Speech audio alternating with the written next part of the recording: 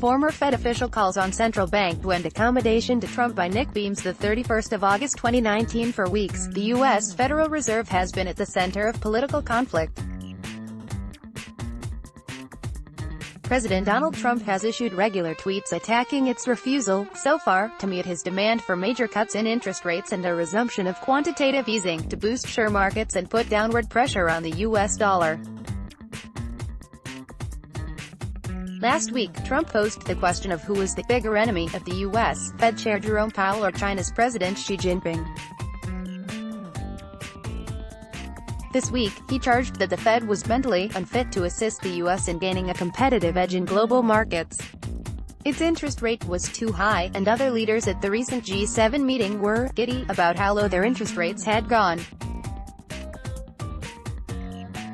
In another tweet, Trump said the Fed loves watching our manufacturers struggle with their exports to the benefit of other parts of the world. Has anyone looked at what almost all other countries are doing to take advantage of the good old USA?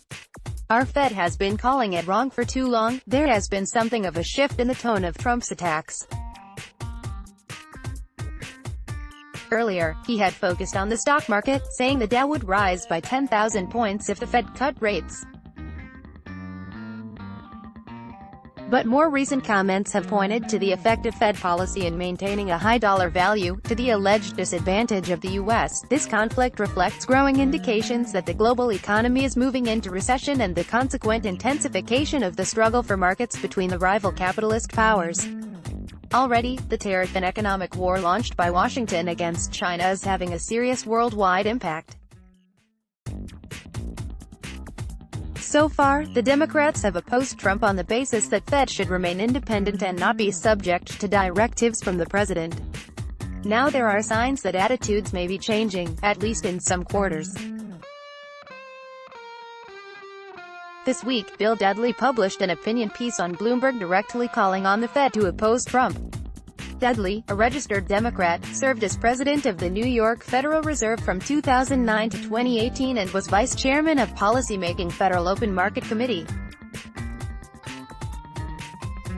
The conventional wisdom, Dudley wrote, was that the Fed took action to pursue the goal of stable prices and maximum employment.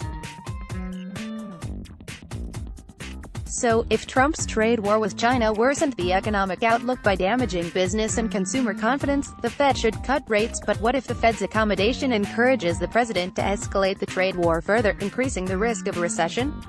Dudley asked. The central bank's efforts to cushion the blow might not merely be ineffectual. They might actually make things worse, Dudley said. Fed Chair Powell was aware of the problem, pointing out that in Powell's address to the recent annual conference of central bankers at Jackson Hole he said, monetary policy could not provide a settled rulebook for international trade, yet the Fed could go much further, Dudley wrote. Officials could state explicitly that the central bank won't bail out an administration that keeps making bad choices on trade policy, making it abundantly clear that Trump will own the consequences of his actions. Dudley said such a harder line would discourage further escalation of the trade war, reassert the Fed's independence from the administration's policies, and conserve much-needed ammunition. When interest rates are already very low by historical standards, I understand and support Fed officials' desire to remain apolitical. But Trump's attacks on Powell and the institution have made that untenable. Central bank officials face a choice: enable the Trump administration to continue down a disastrous path of trade war escalation, or send a clear signal that if the administration does so, the president, not the Fed, will bear the risks, including the risk of losing the next election. Dudley concluded with an observation that conceivably the election itself fell within the Fed's purview. That was because Trump's re-election arguably presents a threat to the U.S. and global economy, to the Fed's independence and its ability to achieve its employment and inflation objectives. If the goal of monetary policy were to achieve the best long-term economic outcome, then Fed officials should consider how their decisions will affect the political outcome in 2020. This was an extraordinary intervention. Former Fed officials generally confine their remarks to the state of the economy, but avoid discussing specific Fed decisions, let alone calling for it to act politically. Central bank felt compelled to issue a statement reasserting its political independence. The Federal Reserve's policy decisions are guided solely by its congressional mandate to maintain price stability and maximum employment. Political considerations play absolutely no role, Fed spokesperson Michelle Smith said. The Wall Street Journal weighed in with an editorial, saying Dudley's opinion piece confirmed that he views the Fed as an agent of the Democratic Party. His intervention would not help Powell navigate monetary policy in a tricky political moment. It would damage the Fed's ability to rally Congress and the business community to its defense. Dudley would have been aware that his comments would be strongly opposed. The fact that he decided to go ahead anyway is an indication of the growing tensions within the political establishment, fueled by increasing fears that, notwithstanding the claims of growth and near-record stock market highs, the U.S. economy is heading for a recession. This week the U.S. bond market gave its clearest signal of such a prospect. Earlier this week, yields on 2-year Treasury notes were 5.3 basis points higher than those on the 10-year government bond. Normally, it is other way around. The inversion of the yield curve is regarded as one of the surest indicators of a recession.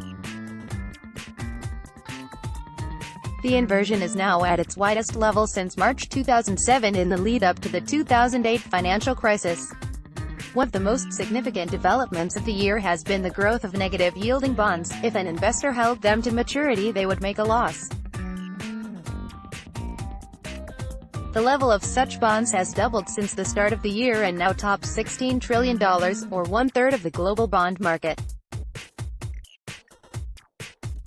This phenomenon, unprecedented in economic history, is an indication of a global deflationary environment and the rising probability of a major slump. In a comment issued last weekend, reported in the Financial Times, former U.S. Treasury Secretary Larry Summers wrote, "Black hole economics, interest rates stuck at zero with no real prospect of escape, is now the confident market expectation in Europe and Japan, with essentially zero or negative yields over a generation. The United States is only one recession away from joining them. We need your support this week," the WSWS published its 75,000th article. Become a monthly donor today and keep up this vital work. It only takes a minute. Thank you. Please enable JavaScript to view the comments powered by Discuss. Let's block ads. Why?